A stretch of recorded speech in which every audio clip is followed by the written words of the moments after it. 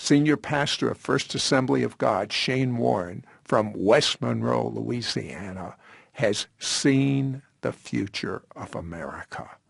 And as a matter of fact, tell us the vision you had of the storm that's coming. I was sitting on the couch one night and had actually fallen asleep upon the couch, staying up late one night. The television was on. I have a big screen television in my living room. And in the middle of the night, I awoke, and when I sat up upon the couch and I looked at the television, I saw a weather report, almost like a storm report. And there was a news guy on there, an anchor man, and he said, "Ladies and gentlemen, the most amazing thing is happening. We don't understand this. It seems that a hurricane is hitting the heartland of America." And when I rubbed my eyes, see it, and I sat up on the couch even further, and I looked at the television, and I saw as a hurricane, and if you can imagine a big hurricane from a satellite view is what I saw, a hurricane literally stretching upon North America. The eye of that hurricane was coming down the center, the heartbeat of America.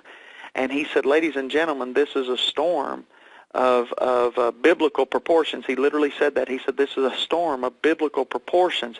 He said, "We have a correspondent who is on the ground in the eye of the storm." Immediately the television screen went to the eye of the storm, and there was a man, and the wind was blowing. And he was saying, "This is an unusual storm, something like I've never seen before." He said, "It's raining, but it's not raining water like everybody else thinks it's raining." And he reaches down and he picks up a fistful of dollar bills, and you could see dollar bills swirling around him.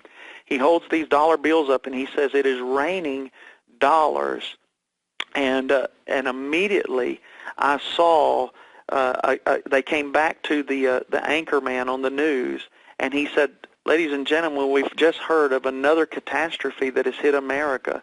And they started going, and I assumed that this is the New Madrid fault, but down the middle of America, again, there was an earthquake, and they were showing pictures of devastation of this earthquake. And when I saw this, immediately a voice came in the room that I was sitting in and said, "They have divided my land, now I will divide their land."